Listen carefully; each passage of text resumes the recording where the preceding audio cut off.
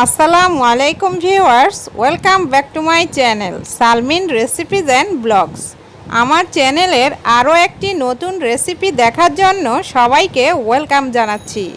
আমার আজকের recipe chicken wonton. বাংলাদেশের চাইনিজ রেস্টুরেন্টগুলিতে কিন্তু স্যুপের সাথে এই অনথনটা সার্ভ করা হয়।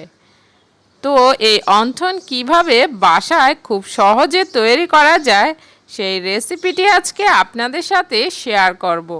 আশা করছি আমার এই রেসিপিটি আপনাদের কাছে ভালো লাগবে। আর যদি ভালো লেগে থাকে তাহলে অবশ্যই একটি লাইক দিতে ভুলবেন না এবং চ্যানেলটিকে সাবস্ক্রাইব করে পাশে থাকা বেল আইকনটি বাজিয়ে রাখুন। এতে করে আমার পরবর্তী রেসিপির নোটিফিকেশন পেয়ে যাবেন আপনি সবার আগে।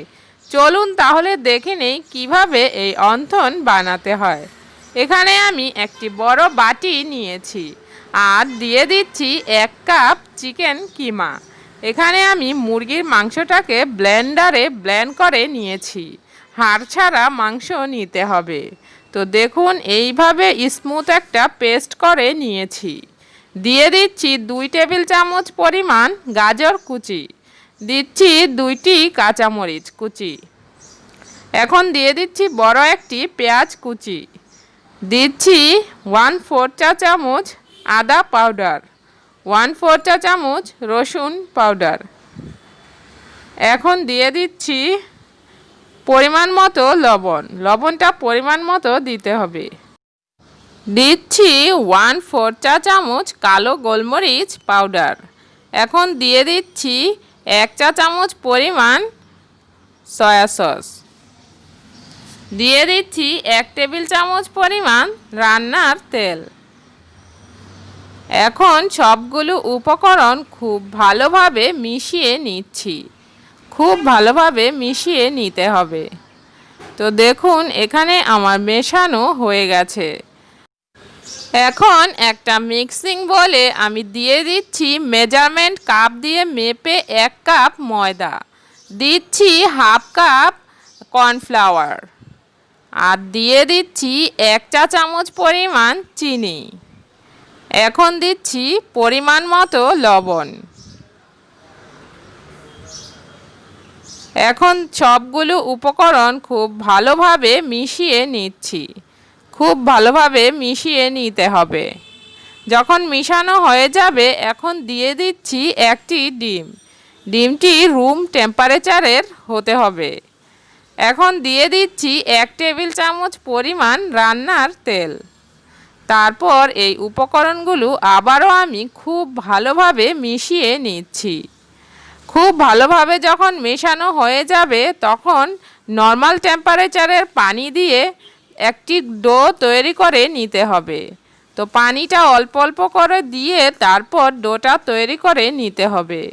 একবারে পানিটা ঢেলে দিতে যাবেন না, তাহলে ডোটা নরম হয়ে যেতে পারে।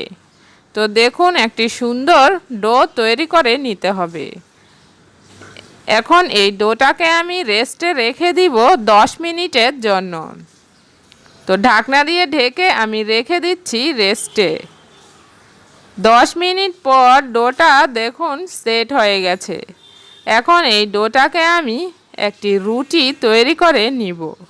এজন্য কিছু কর্নফ্লাওয়ার দিয়ে তারপর এই ডোটাকে আমি 2 ভাগে ভাগ করে নিচ্ছি। এখান থেকে একটি ভাগ দিয়ে আমি এখন একটি রুটি তৈরি করে নিব। তো যতটা সম্ভব খুব পাতলা করে রুটি তৈরি করে নিতে হবে।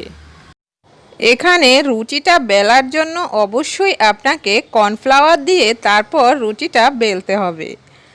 এখানে কর্নফ্লাওয়ারের পরিবর্তে আপনি ময়দা নিতে যাবেন না। তো যতটা সম্ভব পাতলা করে একটি রুটি তৈরি করে নিতে হবে। এখন একটি ছুরির সাহায্যে আমি রুটিটা চারদিকে স্কয়ার শেপ করে কেটে নিচ্ছি। তো স্ক্রিনে দেখুন কিভাবে আমি স্কয়ার শেপ করে ছুরির সাহায্যে কেটে নিচ্ছি। তো এখান থেকে একটি টুকরো দিয়ে আমি এখন অনথন তৈরি করব।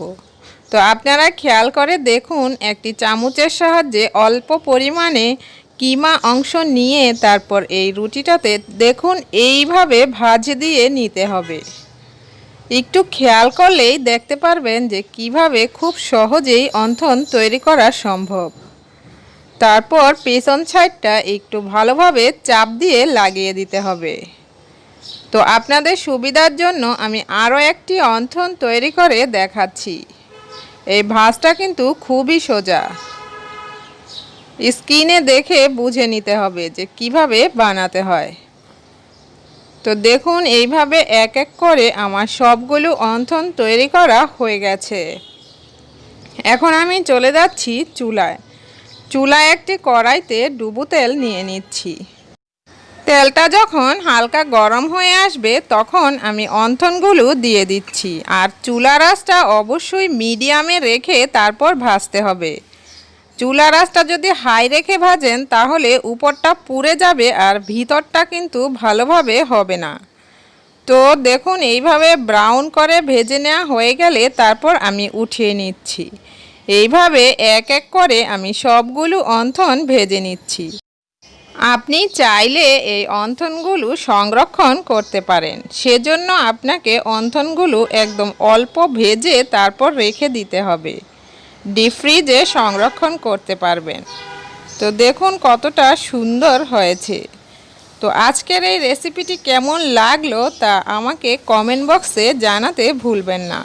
কী ধরনের রেসিপি পেতে চান সেটিও জানিয়ে দিতে পারেন। আর চ্যানেলটিকে সাবস্ক্রাইব করে রাখতে পারেন। ভিডিওটি ভালো লেগে থাকলে অবশ্যই লাইক দিতে ভুলবেন না এবং ফ্যামিলি ফ্রেন্ডসদের সাথে ভিডিওটি শেয়ার করে দিতে পারেন। দেখা হবে নেক্সট এপিসোডে। আল্লাহ হাফেজ।